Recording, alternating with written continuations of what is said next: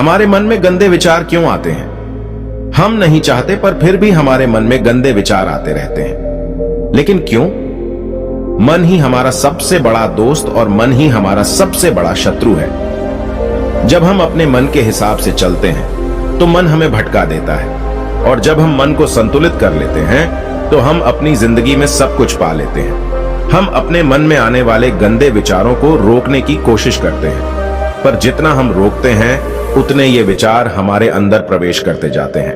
आप जिस चीज से जितना दूर भागोगे उतनी ही वह चीज आपके पास आएगी। इसीलिए उस चीज से भागो मत, बल्कि उस पर संतुलन कायम रखो। एक बार एक युवक गौतम बुद्ध के पास आया और गौतम बुद्ध से बोला, हे बुद्ध, मेरे मन में इतने गंदे विचार क्यों आते हैं? मैं नहीं चाहता कि मेरे मन में गंदे विचार आएं, पर मेरे मन में हमेशा काम वासना के विचार चलते रहते हैं और मैं इनके बारे में सोच सोच कर बहुत परेशान हूँ। मेरी ऊर्जा और समय ये सब सोचने में ही नष्ट हो जाते हैं, और ये सब विचारों की वजह से मैं कभी कभी शांत नहीं रह पाता और मैं हमेशा ही स्त्रियों को देखकर मोहित हो जाता हूँ, अपने आप को रोक ही नहीं पाता। बुद्ध मुस्कुराए और उन्होंने उस युवक से पूछा, क्या तुम्हें पता है कि यह काम वासना होती क्या है? फिर लड़के ने उत्तर दिया और कहा, बुद्ध, मुझे तो नहीं पता कि काम वासना होती क्या है, परंतु हाँ, ये जो भी है बहुत बुरी चीज है। फिर बुद्ध ने उस युवक से कहा, सबसे पहले तो तुम्हें यह समझना है कि प्राकृतिक रूप से जो भी चीज हमारे अंदर है वह बुरी नहीं है। हमारे जीवन में उसकी कुछ न कुछ जरूरत होती है।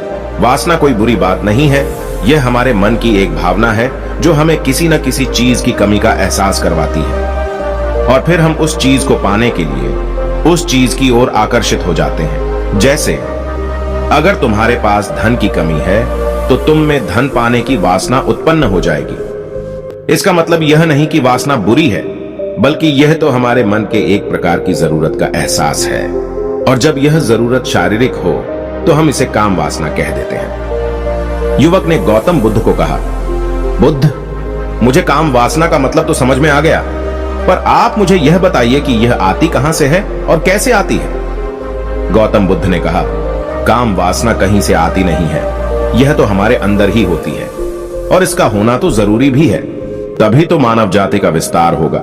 युवक ने कहा, जब यह हमारे अंदर ही है और जरूरी भी है तो फिर लोग इसे गलत क्यों बताते हैं? बुद्ध ने कहा, यही समस्या है।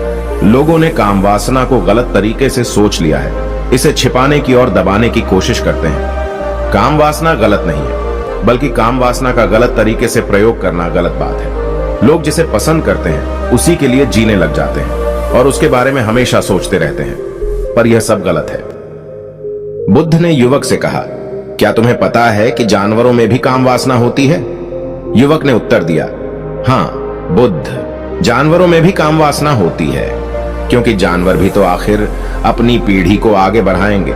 बुद्ध ने कहा, तो फिर हम जानवरों की काम वासना को क्यों गलत नहीं कहते? युवक ने कहा, मुझे नहीं पता महात्मा, आप ही मुझे बताइए।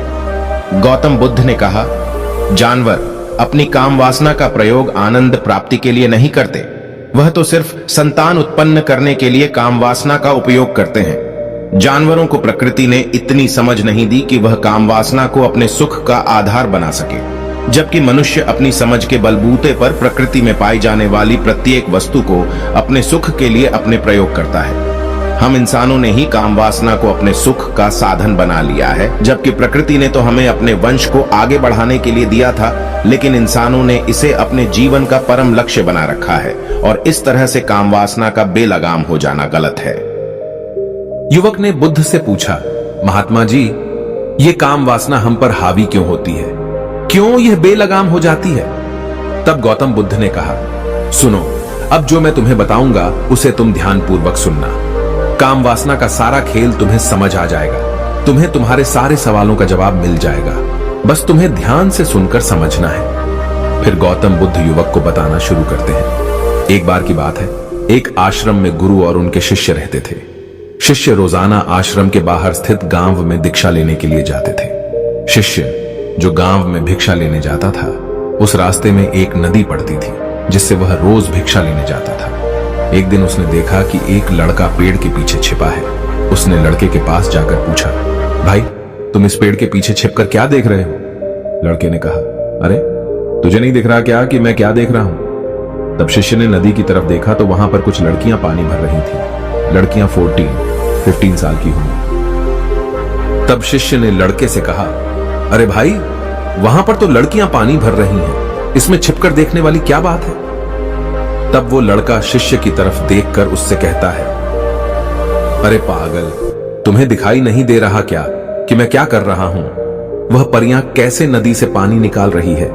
जरा उनकी अदाओं को देखो, उनके कोमल शरीर को देखो, उनकी पतली कमर मटके को उठाते समय कैसे बल खाती है और उनके बाल उनकी कमर पर कैसे लहरा रहे हैं, मानो सुंदरता बिखरी पड़ी हो। शिष्य फिर नदी की तरफ देखता है और इस बार वह देखता ही चला गया। अभी तक तो उसे कुछ भी नजर नहीं आ रहा था और वह बिल्कुल निर्भय था। उसे किसी बात का कोई डर नहीं था, लेकिन अब वह छुपने लगा और उन लड़कियों को देखने लगा जैसे उसने कोई अपराध कर दिया हो। और जब वो छुपकर उन लड़कियों को देख रहा था तभी वो अंदर से कांप गया और उसने कहा कि यह मैं क्या कर रहा हूं? मैं जो भी कर रहा हूं वह सही नहीं है, मुझे यहां से चले जाना चाहिए। और फिर वह जल्दी से वहां से चला जाता है। फिर वह आश्रम पहुंच जाता है। आश्रम जाकर वह अपने कार्यों में लग गया, लेकिन जो अभी वह देख कर आया था वही उसकी आंखों के सामने बार बार आ रहा था। उसके मन में वही दृश्य चल रहा था। उसका मन वही सब कुछ देखने के लिए ललचा रहा था। उसका किसी भी काम में मन नहीं लग रहा था। सुबह होते ही वह रोज भिक्षा के लिए आश्रम से जल्दी निकल जाता और नदी के पास वाले पेड़ के पास जाता जहां वह लड़का पहले से मौजूद रहता था। उसके साथ मिलकर लड़कियों को छुपकर देखता था। अब वह रोज ऐसा करने लग गया। उसका मन अब किसी भी काम में नहीं लगता था। वह हमेशा किसी न किसी प्रकार के विचारों में उलझा रहता था। वह आश्रम के कार्यों को भी ठीक ढंग से नहीं कर पा रहा था। न वह ठीक से सो पाता था और न ठीक से खाना खा पाता था। उसका मन बेचैन सा रहता था। उसका मन बार बार उन लड़कियों के सौंदर्य को देखने के लिए ललचाता था। जब गुरु भिक्षा देते तब भी उसका मन कहीं और विचारों में खोया रहता था। गुरु ने अपने शिष्य की इन हरकतों को देखा। तब एक दिन गुरु ने शिष्य को अपने पास बुलाया और कहा, आज से मैं भी तुम्हारे साथ भिक्षा मांगने चलूंगा। तुम और मैं साथ साथ भिक्षा मांगने चलेंगे। तभी शिष्य ने गुरु को मना करते हुए बोला, नहीं गुरुदेव, आप परेशान क्यों हो रहे हो? मैं अकेले ही ठीक से भिक्षा मांग सकता हूं। गुरु ने शिष्य से कहा, ठीक है, तुम अकेले ही भिक्षा मांगने जाओ। इसके बाद शिष्य भिक्षा मांगने निकल गया। शिष्य के जाने के बाद गुरु भी आश्रम से निकल गए और शिष्य का पीछा करने लगे कि वह कहां जाता है, किससे मिलता है। यह सब देखने के लिए उसके पीछे पीछे चलने लगे।